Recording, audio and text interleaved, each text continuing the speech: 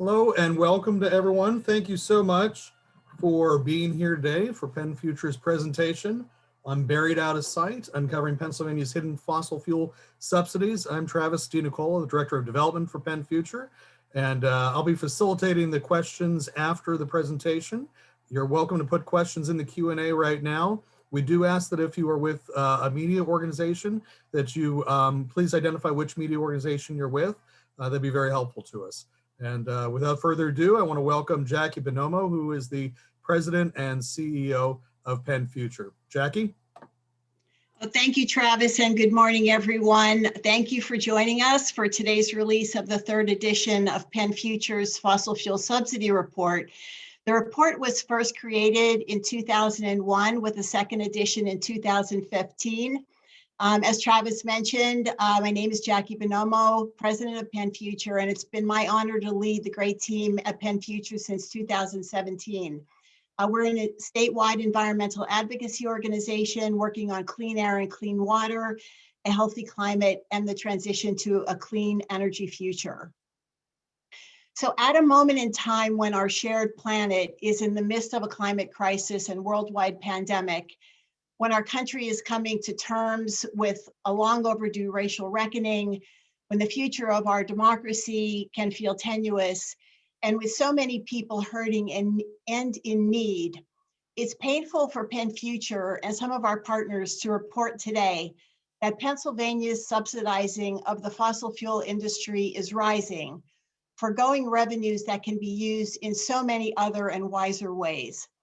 While our neighboring states, including New York, New Jersey, and Ohio, are making substantial public investments in clean energy, energy efficiency, and in the research and development that will lead to the innovations needed for the green energy and new economy of our future, with these subsidies, Pennsylvania's politicians, the governor, his economic development agencies, and state legislators have doubled down on climate-killing energy production.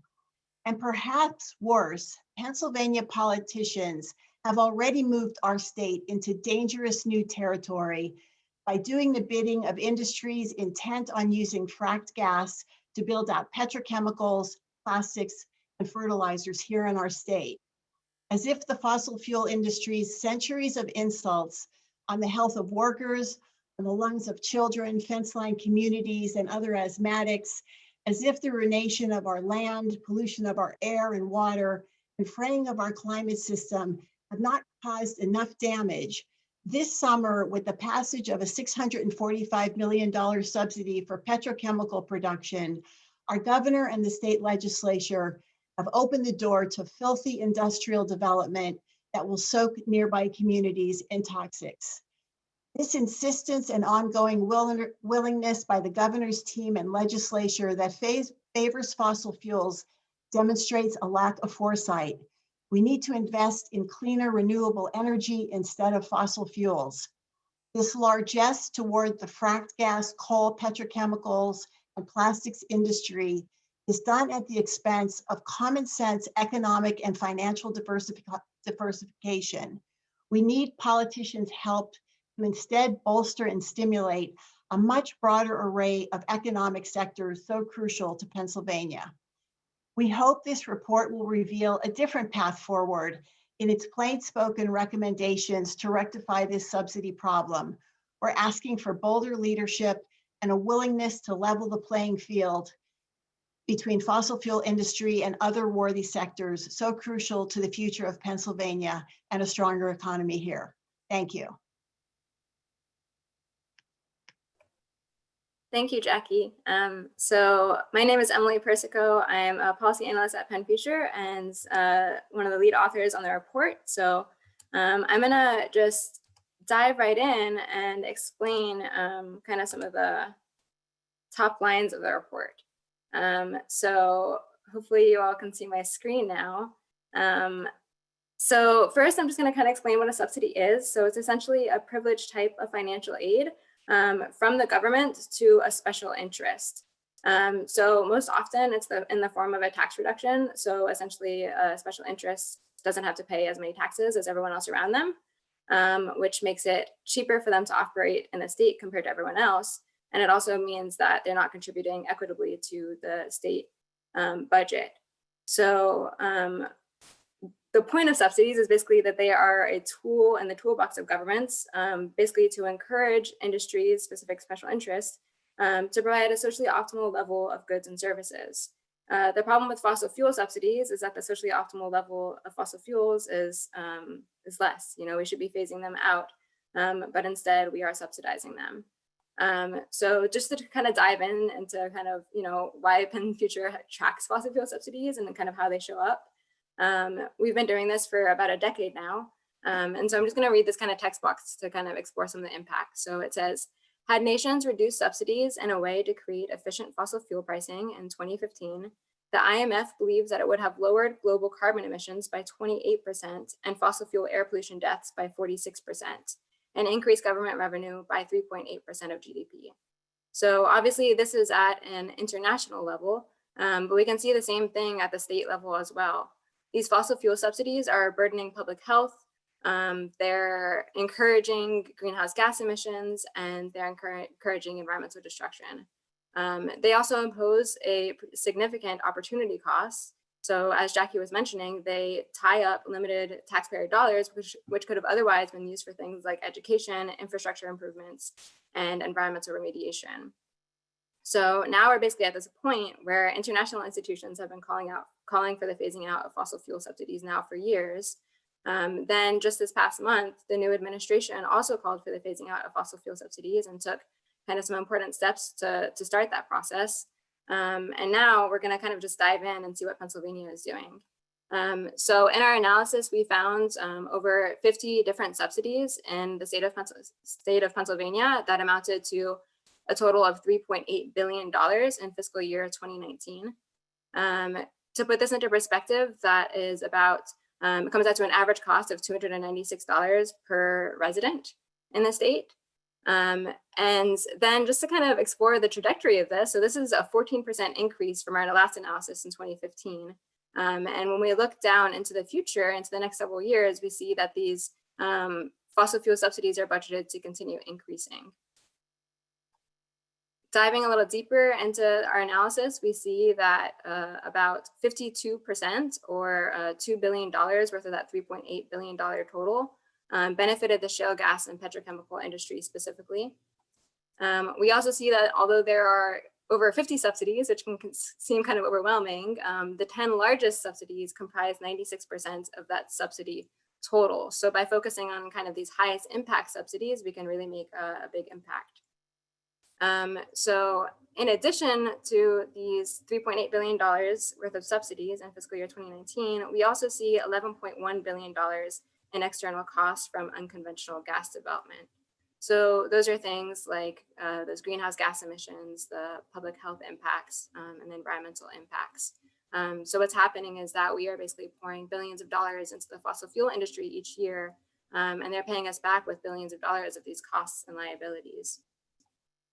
So from all this, we came up with a series of recommendations. So there's kind of like 5 big buckets. The first one is to discontinue petrochemical tax credits and strategically divest from the fossil fuel industry. The second is to reduce subsidies for greenhouse gas emissions. So this is basically focused on those kind of external costs again. The greenhouse gas emissions was one of kind of the biggest part of those external costs. It costs quite a bit. And so these programs will start to address that. Our third recommendation is to of shale gas development back onto the industry. So right now it's local communities that are paying in terms of their quality of life and well-being. And instead it should be the shale gas industry that is paying to prevent these damages onto local communities and workers.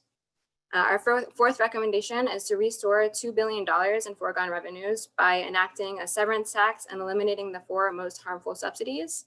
It's important to note here that the goal is not really to create kind of a revenue stream from fossil fuels. The goal is that in eliminating our fossil fuel subsidies, we can eventually phase out fossil fuels as a whole. So this isn't going to be a sustainable revenue stream.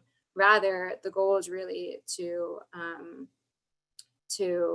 charge the fossil fuel industry their fair price for development within the state. And then our final recommendation, number 5, is to track fossil fuel subsidies and set targets for their removal. So unfortunately, we've been releasing this report for a decade now, and there are still so many subsidies that we weren't able to come up with values for. They are kind of scattered all through a bunch of government documents. They're not all in one place. So it's really hard to track down. And so we need more transparency so that we can identify these fossil fuel subsidies so that we'll be able to eliminate them in the long term. So that's all I have for you. I'm going to stop sharing my screen, and I'm going to pass it on to Eric DePlace. He is a research fellow at Ohio River Valley Institute, and he's going to be talking to us about why these fossil fuel subsidies fail their stated economic development agenda. So I'll pass it to you, Eric. Thanks, Emily. And I wanted to start, I guess, with congratulations to the PennFuture team. This is a tremendous piece of analysis. It's a great public resource, and just a heck of a lot of diligence and good thinking went into it. So thanks for doing that, and thanks for inviting me to talk for just a few minutes this morning. I'm going to screen share now because I think my talk, it's only going to be a couple of minutes long, but I think it will be clear if I've got a couple of slides. So apologies while I fumble with screen sharing and see if I can get this sorted out.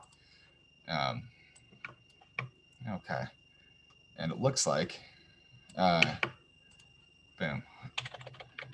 Okay, so my name is Eric DePlace. As Emily said, I'm a research fellow at Ohio River Valley Institute. We're a new think tank for the region. And I wanted to talk just real quickly about kind of the impact of the subsidies identified in the PennFuture report. So as Emily said, it's about $3.8 billion. It's a fair bit of money. It's roughly twice the GDP of Belize. It's about the same GDP as Sierra Leone. So you can actually run an entire economy of a small country for the amount of fossil fuel subsidies annually in Pennsylvania.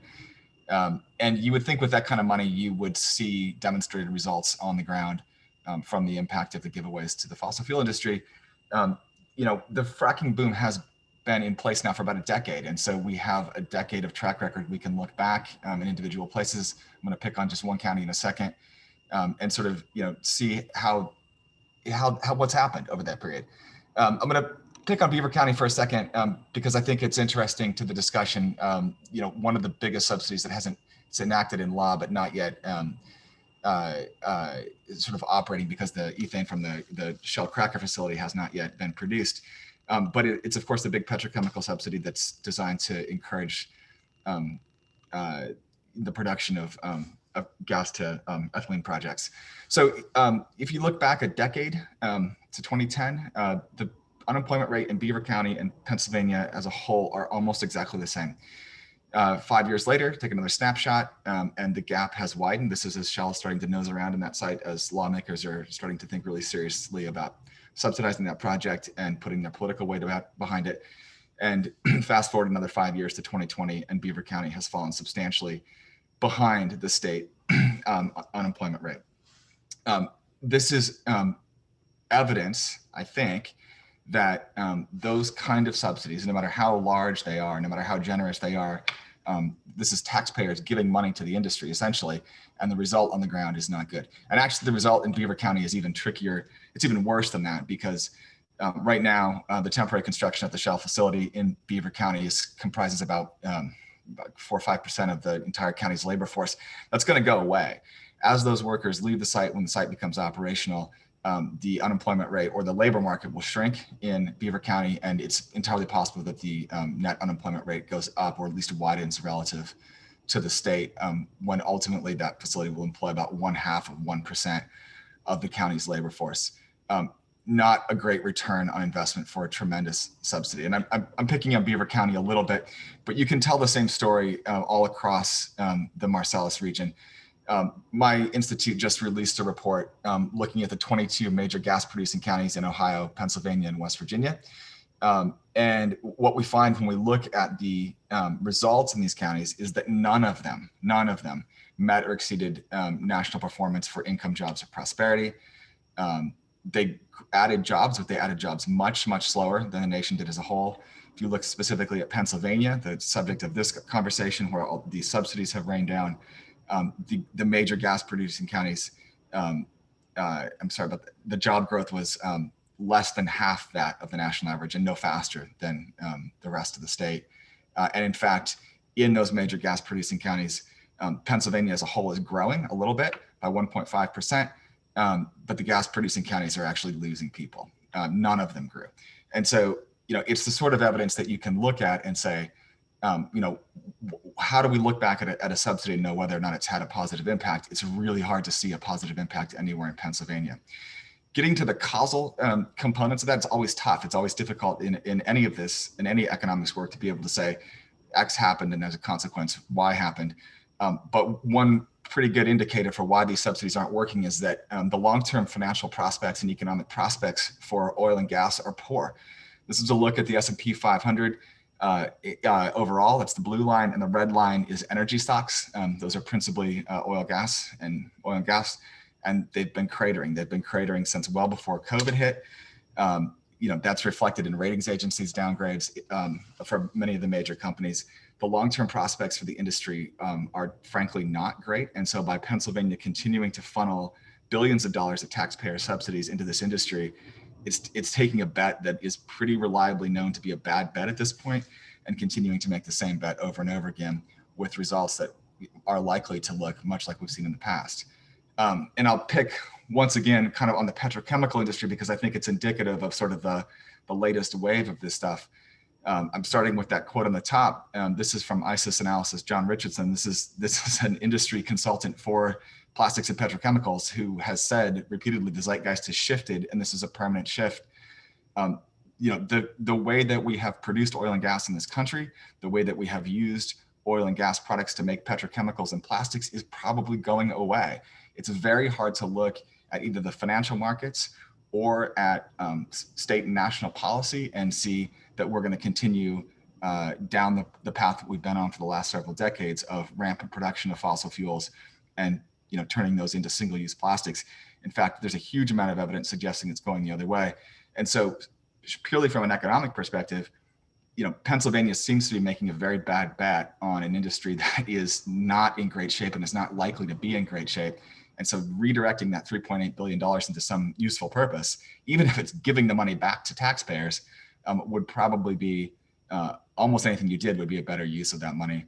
And with that, I'm going to stop talking. I appreciate the few minutes on the call. This is, I think, a really interesting report, and I'm looking forward to hearing Veronica's remarks because she's always able to connect my kind of wonkiness, I think, up to really important lived experience on the ground.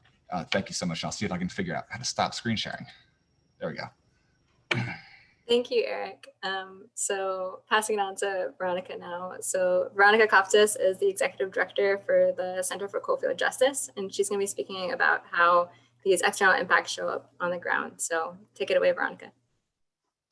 Hello, I am also gonna share my screen, but like Emily said, I'm the director of the Center for Coalfield Justice, and we are a environmental and economic justice organization that is working to build power in small towns and rural communities, particularly in southwestern Pennsylvania, which is one of the hardest hit places from not just the fracking boom, but just coal extraction, the legacy cost, and everything that goes with that. And my presentation is just some pictures, and never mind, that's not going to work. All right, but I can do this without my notes. If I show you my presentation pictures, I lose my notes, but it's all good. So one of the things from, I've actually spent my entire life living on the front lines of fossil fuel extraction. I grew up next to the largest underground mining facility in the country, which is actually in Pennsylvania and still active today, as well as now reside well within a mile of, probably 4 or 5 gas well pads. Can look at one from my back porch and can look at one from my front porch, and the constant bombard of truck traffic that goes along the roads in front of us. And so one of the things that I want to highlight is that, the purpose of these subsidies is to help the economy.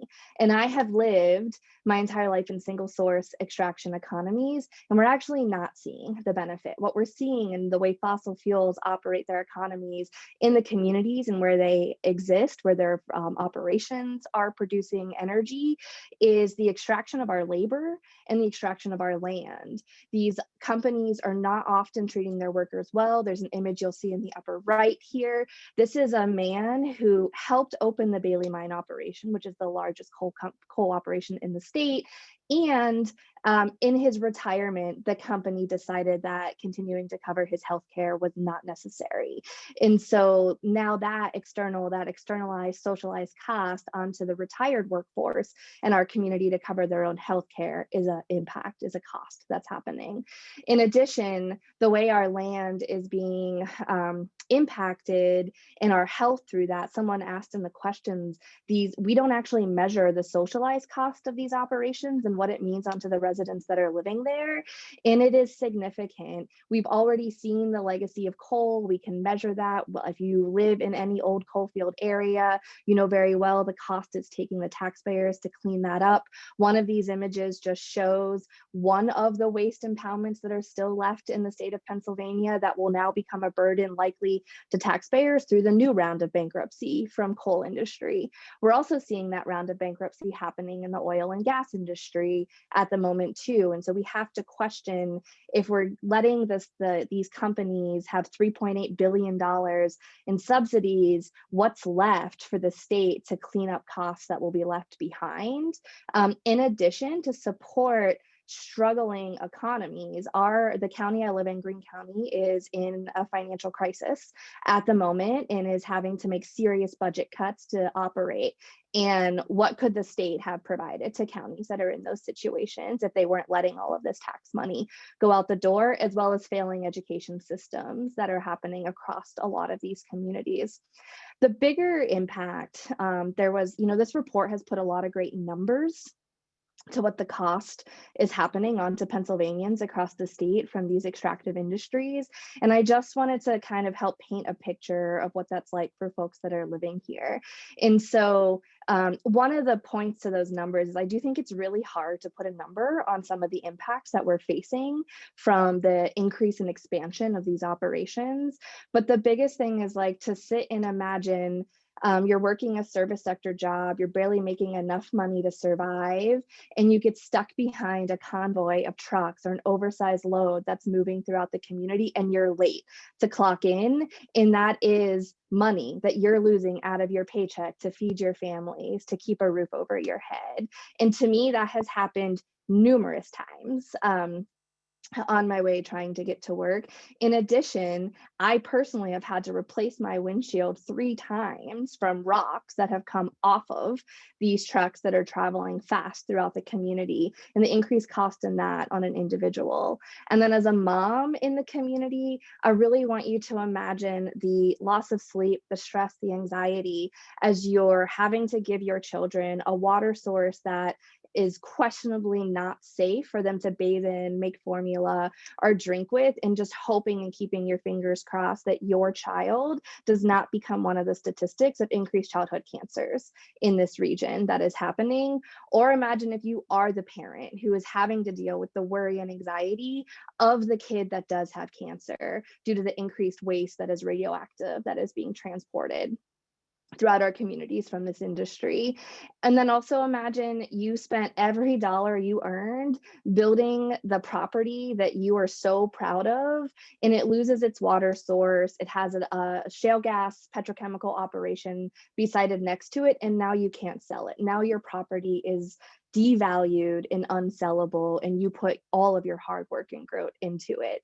These are the real impacts that residents are facing in these communities, and these are the numbers, these are the things that are not being considered when our state legislators are immorally saying, here, have a $3.8 billion break, and not actually factoring what that cost is to the hardworking families that are trying to keep their kids safe and make their property something to be proud of across this entire state. So moving forward, I think there are steps these legislators can take. They can stop giving these operations more subsidies and equal the playing field in our economies, invest in infrastructure, invest in long-term regenerative ways that are going to help these communities and not extractive. A real simple step they can take is to co-sponsor and join the legislation to close the hazardous waste loophole in the state of Pennsylvania to stop the health risk of moving radioactive and toxic waste through communities and near schools.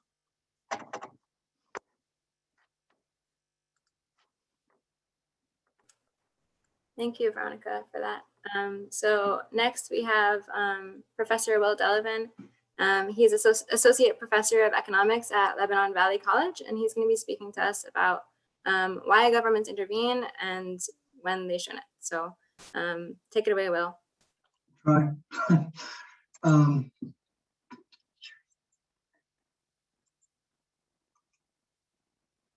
you guys see my screen? Yes, Can you we hear- can.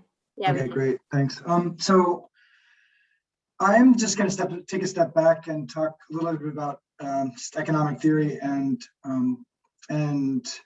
subsidies. The report astonished me. I worked in state government for 4 or 5 years as the economist for DEP, and people didn't know what economics was, and they probably still don't.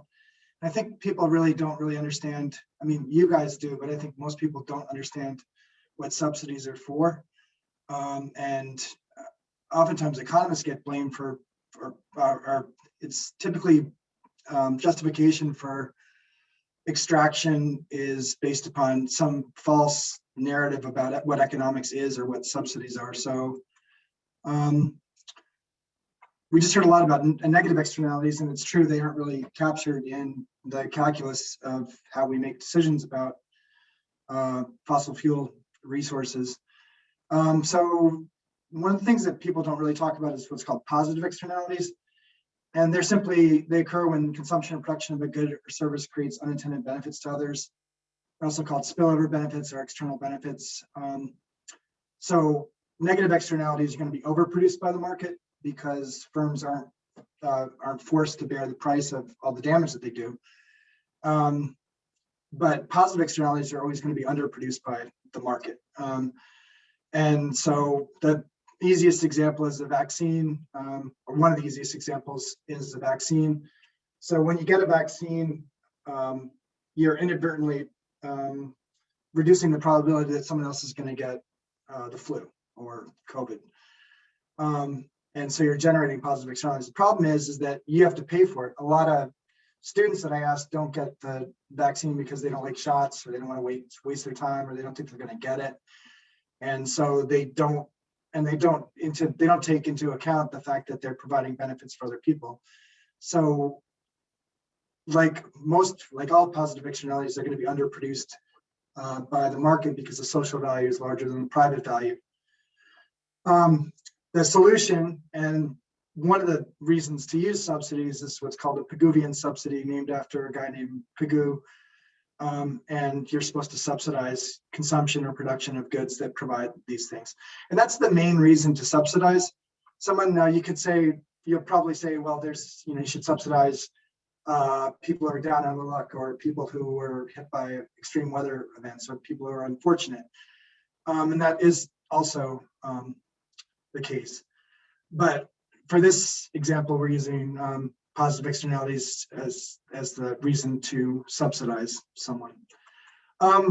Like every speaker that spoke said, we're spending money, or we're giving money away to companies where those monies could be used elsewhere. So when we subsidize companies with significant market and political power, we prevent new ideas and new companies from entering the market and thereby squelch or suppress innovation.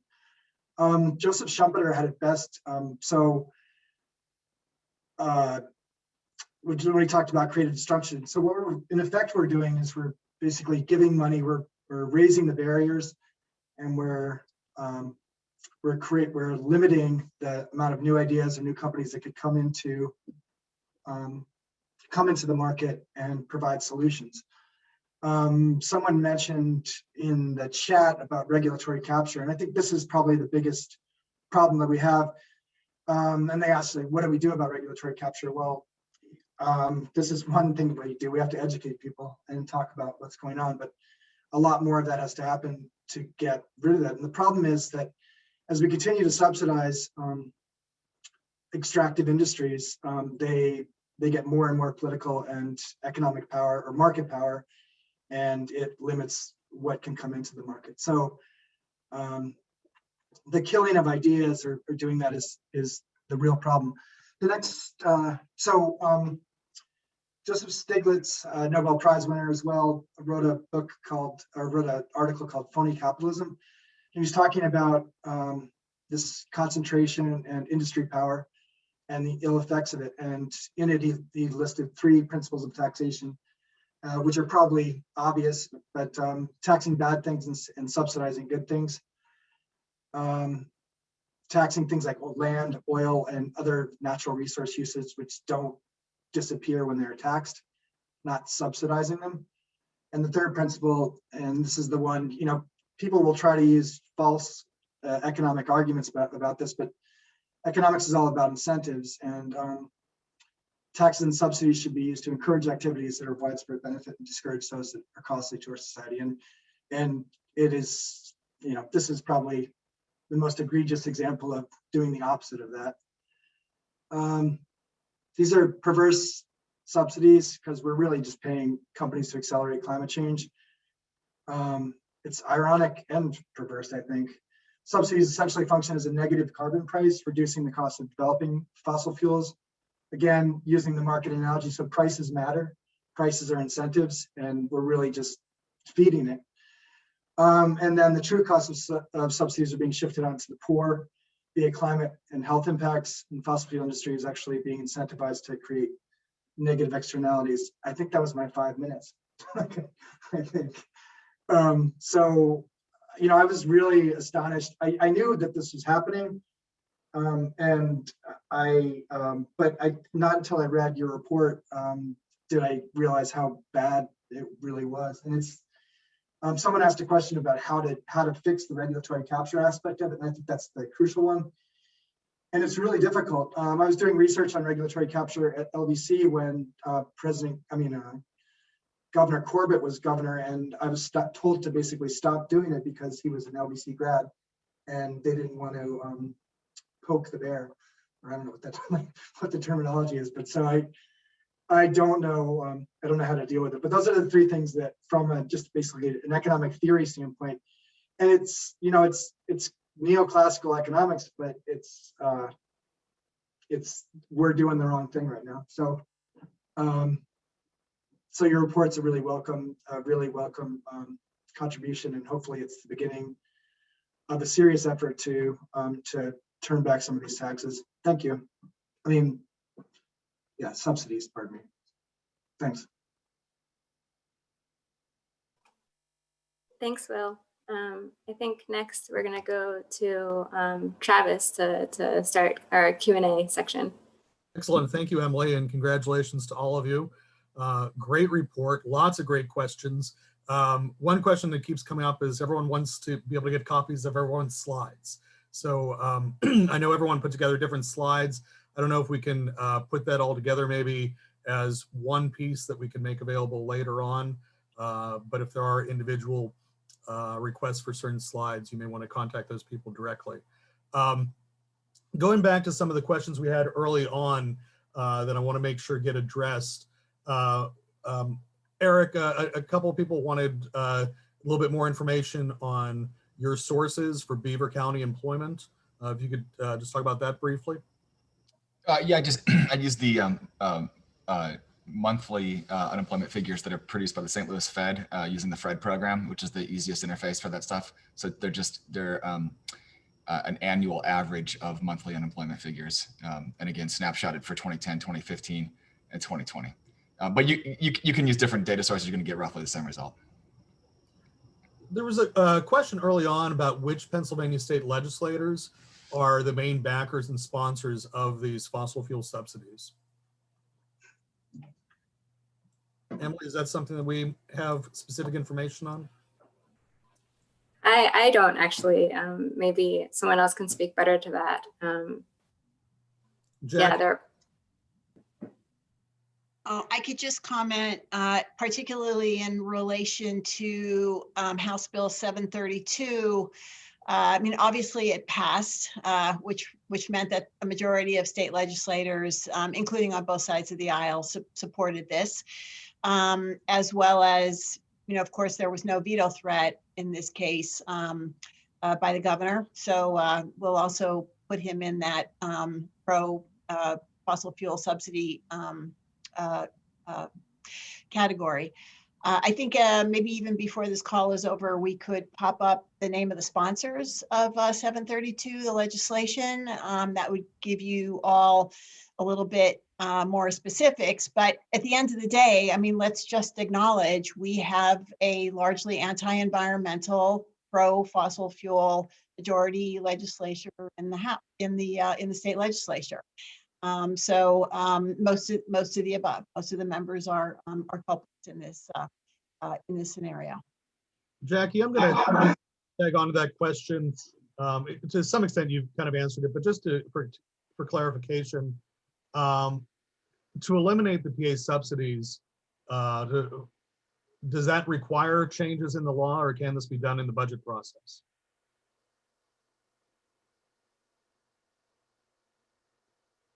Changes in the law? Yeah, that was a question. Like, how does this actually occur? Is it, I mean, it's through legislation, it's changes in the law. How do we eliminate these subsidies? I can get to that one, Jackie. Go If you want. ahead, Emily.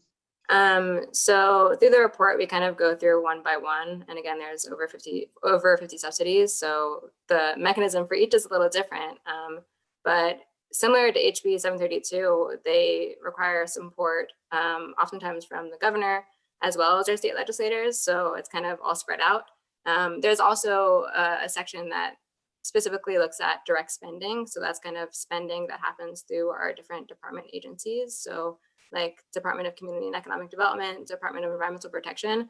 So the governor would have a little bit more control over those funds, whereas some of these kind of, a lot of them are these kind of tax reductions, I think require, the governor's support to remove them, as well as support from our state legislators. So it's a little bit of a mixed bag. It depends on which subsidy you're looking at. I'm going to connect that to another question, Emily, that was asked about, if you could pick like the top ones you'd like to see eliminated, which ones would they be? Yeah, so I want to share my screen for that question. Let me make sure, I have the slide up. So in our recommendations, again, I kind of shared those broad recommendations.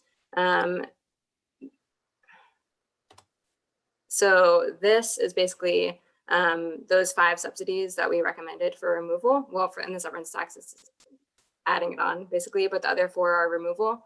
And this is where those funds would go now, like the way our law is currently set up, except for the severance tax, which we recommend go into a sovereign wealth fund, because again, this isn't kind of a long-term source of revenue.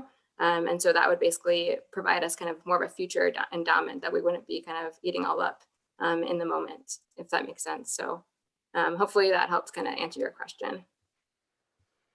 So there was a question also earlier on when you were talking about the amount that each taxpayer contributes to this. I believe the number was 296 or close to that. Do you have in your report, or can you compare that to what other taxes contribute to things, such as in percentage, comparing that to education or Medicare or what have you? I don't have all of those out right now. I mean, Eric compared it to the GDP of several countries, so we know it's quite a significant chunk. Also, there's an article, I forget where it's from, maybe it's Forbes, but it talks about how maybe it's on the national level that our fossil fuel subsidies are actually more, that we're paying more on fossil fuel subsidies than we are on education. But on the state level, I don't have those same numbers. Okay. So I'm going to jump ahead to a question that was just asked, which was basically saying that, we're kind of preaching to the choir here with today's presentation. How do we get this out, or what steps are we taking to get this out to people who need to hear it? Yeah, and anyone else feel free to kind of add on, but yeah, I mean, I think that this report is part of this. And I think that, the reports that all of us are doing are part of this. Part of what we need first is kind of this transparency. We need to know that these fossil fuel subsidies exist before we can start addressing them. So by kind of, digging these all out of, again, they're kind of just buried in these different government documents. By calling attention to them, I think we can start to raise some more awareness around them. And obviously, it's easiest to do that first kind of within our supportive community, but we're also going to be raising this at the Capitol as well. So I don't know if anyone else has anything to add onto that.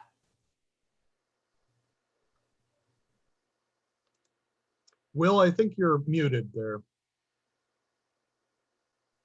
I have an idea. I think getting out to young people, to colleges, even high school kids. I mean, it's going to be a long road. We're not going to get rid of these tomorrow. But you know, a lot of discussions I've had on panels like this, it's typically not college kids on there. And I know college kids are young and foolhardy, but they're I think they've got they might be passionate about this, so I think getting it to college kids, it's just an idea, and I don't know how there's got to be an easy way to do this. There should be probably an easy way to do it, but they don't know what PennFuture is. They don't know about this report, and there are a ton of them in the Commonwealth.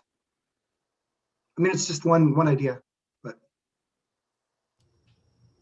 I mean, I'll just add one thing I would actually encourage all of you to do is like, who can you share it with in your network that's not thinking about this? Like on the front lines, we're acutely aware of these inequities, of these costs. Like we've canvassed communities and we've asked them how they think the shale gas industry is benefiting their community. And largely, a lot of them said little to none. If you're lucky and you have a job, you're benefiting, but the widespread community benefits are not existing.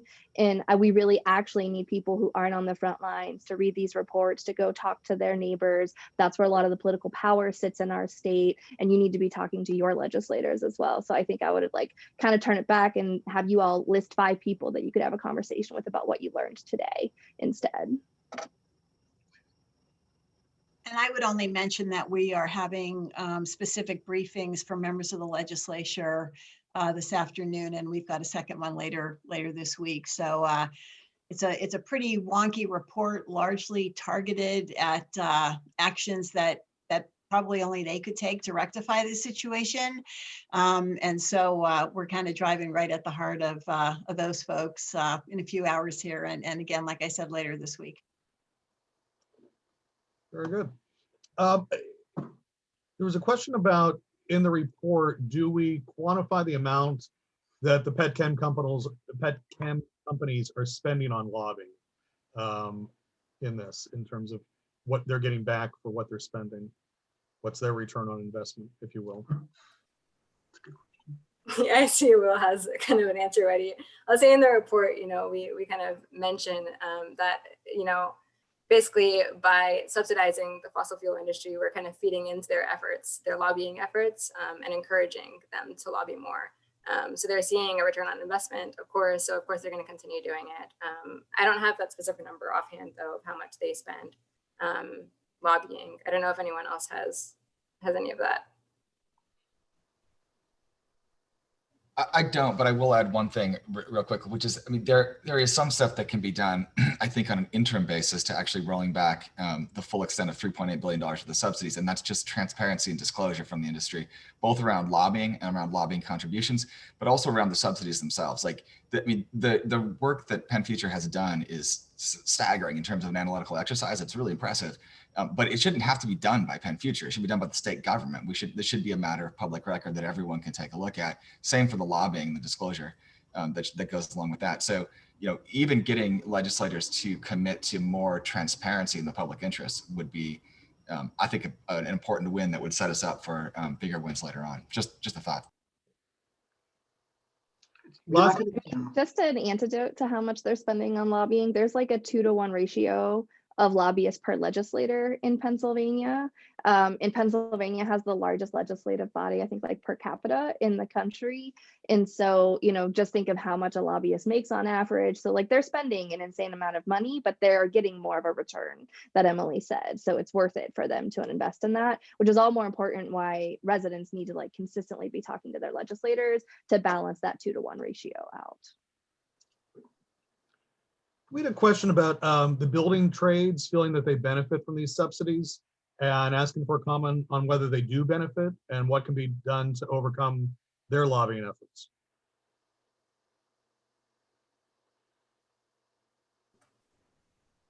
Yeah, I can start on this. So essentially, there is this feeling a lot of these subsidies are kind of put in place for economic development. But unfortunately, we're not really tracking like the impact of them. So we're not actually seeing, you know, how much jobs they're actually creating. We're not doing the research, the follow-up research to see if they're effective. But research shows that subsidies that are trying to encourage industries to locate or companies to locate within Pennsylvania or within specific states often don't work. They're often ineffective. A lot of subsidies that are going to create jobs are basically paying for jobs that would have been created anyway. So we know that this, you know, I mean, as Eric was saying, focusing on fossil fuel exploitation as an economic development strategy is not effective, and subsidizing these industries for an economic development strategy is also not effective. So it's kind of just like a double whammy of, I don't know, ineffective policies. I think one Yeah, of the I would- conversations, sorry, go ahead, Jackie. You know, you go. Okay, Veronica, thanks. Now, I just wanted to add that, you know, the building trades were clearly a driving force behind House Bill 732 and the proposed open-ended subsidy that was introduced just previous to that, HB 1100. So I think it's just important to say that we do not disparage any worker the right to a job and a good job that pays family sustaining wages. I think the good news is that through work that we're doing through other coalitions, we've seen more and more opportunity to find common ground around economic development that utilizes the same types of skills that the building trades are currently putting toward fossil fuel projects, if you will, with their acknowledgement that the same kind of skill sets could be put to work on other projects, including around renewables, including around rectifying legacy pollution caused by fossil fuel industry. So that was what I wanted to say, Veronica. Back over to you. I mean, that was what I was going to highlight is like the building trades just need jobs, and those jobs either the state is choosing right now, our legislators, where investment goes in those jobs. They're choosing to put it in extractive industries that only benefit a select few instead of putting those building jobs into fixing failing water systems across the entire state.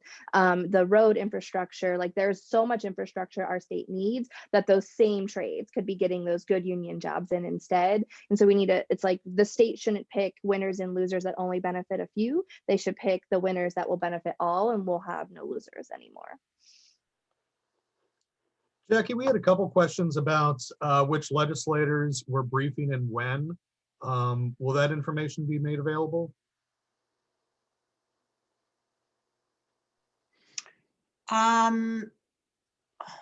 Again, it's a little bit down in the weeds. So we have a briefing this afternoon with, I believe, the Democratic side of the aisle. We have a briefing tomorrow afternoon. I can't say specifically who they're with, but if anybody else from PennFuture has the details, feel free to pop in with that. Yeah, you got that right, Jackie. And tomorrow will be the briefing with the Republican side of the aisle. And there'll probably be more briefings to come, but that's what we have set up so far. So. Will we be doing any sort of action alerts for people to contact their representatives about this? I suppose that's a question for Jared. We've had a few action alerts go out already, just telling people more about the report, telling them where they can access it and learn more. But yeah, I guess I'm not sure about the answer to that question. So a couple other questions going back to subsidies and how it plays out. One about, you know, would the fossil fuel industry still be doing its work without these subsidies? And then the other is how do we compare these subsidies to what clean energy is getting in terms of those subsidies? So I can start on this. So we know, I mean, for instance, that kind of pullout quote I read earlier that said basically that because of these fossil fuel subsidies, we're seeing increased greenhouse gas. We're basically seeing increased development because it makes it more profitable for fossil fuel companies to keep doing what they do best. So yes, we are seeing increased investment because of these fossil fuel subsidies, and we would see some fossil fuels phase out if we were to eliminate these subsidies. Of course, that's not the only action we need to take to address climate change and to address these public health issues and environmental impacts. But it is one thing that would kind of start making a difference. When it comes to clean energy, I actually don't know the rate of subsidization of clean energy. But I can say that it is most certainly less than how much we've subsidized fossil fuels.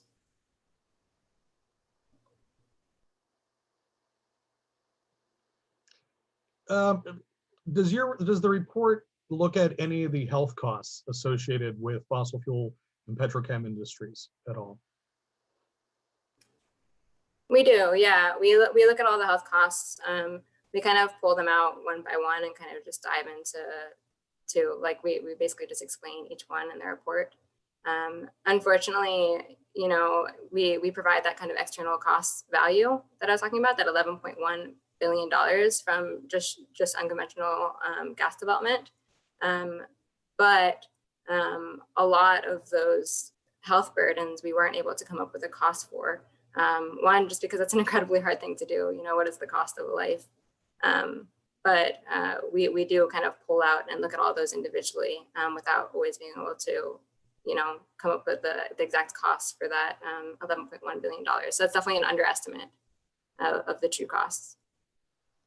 Veronica, a couple people were asking questions about how do we, you know, communicate the dangers of these subsidies to folks in rural communities, you know, that believe that extractive industries provide prosperity. One person said, you know, you can see a factory, you can see the jobs, and regardless of how bad the math is, it's tangible. So how do you, you know, get these people to, you know, buy into something that's less tangible, essentially? I mean, I think the first step is that you have to go and really listen to these people. You know, one of the work that we do is to like deeply canvass and do outreach in these communities. All of our team and our staff live in and have lived in these communities for almost their entire lives. And I would also push back on that narrative that like you're hearing a loud majority that industry props up, that these are the benefits of these industry. But when we go door to door and we talk to some of the more working class and poor communities, you're not hearing that rhetoric. You're not hearing that same thing. You're not hearing a deep love for this industry. But what you are hearing is a failure in government to take any action to benefit our communities. And so there's no trust in Republicans. There's no trust in Democrats. The story that has happened in these Rust Belt towns is that government has failed them for decades on both ends of the party. And what we're trying to do is the work to figure out how we build that power from within ourselves. The reality is that those that are rich and have right now are not going to help us, and it's up to us. So I think if you're in a town like that, you start organizing, you start having those conversations, you start figuring out what you do to take back control of your community. Reed Frazier asked, why isn't the renewable industry seeking similar tax breaks and subsidies? Or are they, and just not as successful?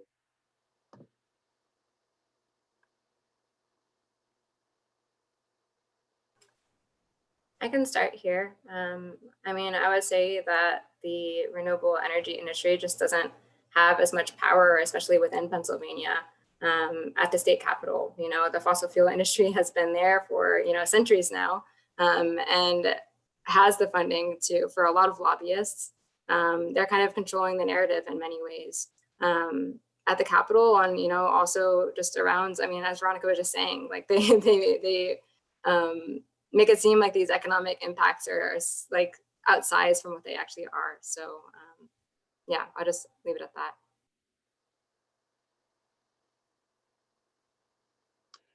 Interesting question here. If the subsidies were removed, would the fossil fuel companies then recover the loss from raising prices to consumers and blaming the environmental movement?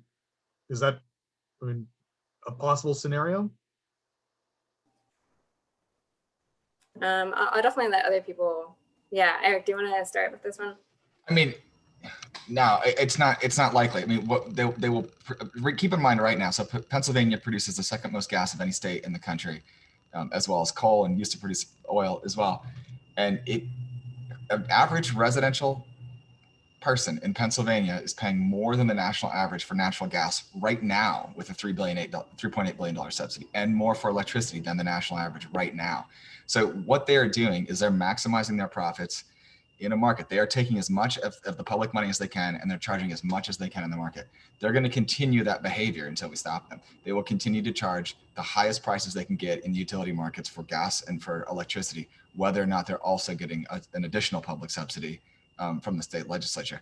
So it's not like if they had a way right now to raise prices on consumers, they would already be doing it. I mean, it's clear that they already are doing it, and that fundamental dynamic isn't going to change. Now, it needs to be restrained with decent public policy, and that's, I think, the key that's missing. Because right now, not only are residential ratepayers in Pennsylvania paying more than the national average, then they're also forking out $3.8 billion in taxpayer subsidies on top of that. So it's a lose-lose right now. Would the industry, come up with some nonsense about it was actually the green movement that blah, blah, blah. I mean, who knows? Probably they lie all the time. And lie is actually not an inappropriate word to use in this case. Their distortions of jobs figures and economic impact are, I don't know what other word there is to use for it. It's just wrong. Eric, to follow up on that, gas and oil, say that subsidizing the plants isn't a subsidy for oil and gas as much as it is a manufacturing subsidy. How would you respond to that? Well, I mean, it's a manufacturing subsidy in the way that oil refining is a manufacturing. It's taking a fossil fuel and manufacturing it into a fossil fuel derived product. So it's a little bit of a potato question. Regardless, petrochemicals for plastics is, I think, 98% derived from fossil fuels at this point in the world economy. And to the point I was sort of making earlier, it's really hard to look at any projection of oil or gas or plastics manufacturing that looks out 20, 30, 40 years and says, wow, this is a great industry to be in, really put your money here. In fact, most of the sort of market forecasts and public policy trends are moving pretty strongly against that stuff. So I think the dispute about whether it's actually a fossil fuel subsidy or manufacturing subsidy, it sort of doesn't matter, because it's even if you called it a manufacturing subsidy, it's a manufacturing subsidy for fossil fuels. So the end result is essentially the same. And I'm happy to I know we're right near the end of the hour. I can kind of ramble on more about that offline with whoever likes to, but thanks. We are about to wrap up. We are getting close to the end of the hour. I'm sorry we couldn't get to all the questions. I tried to put some together and summarize them as best as possible. I know that all the attendees will be available, or all the presenters will be available for your individual questions afterwards. To answer some other questions, yes, we will be doing press releases on this, and we will be contacting other media about this and trying to get this report out.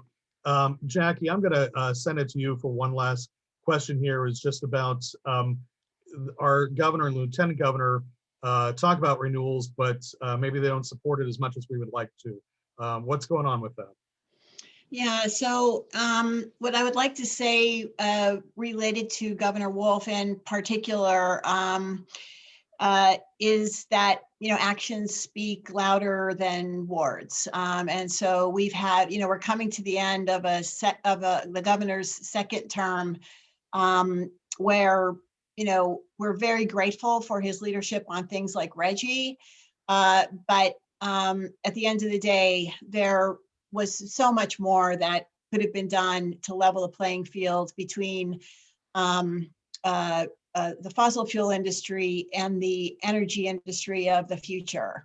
Again, we look at states like New York, New Jersey, billions upon billions of dollars incentivizing clean energy, but it's not happening here in Pennsylvania.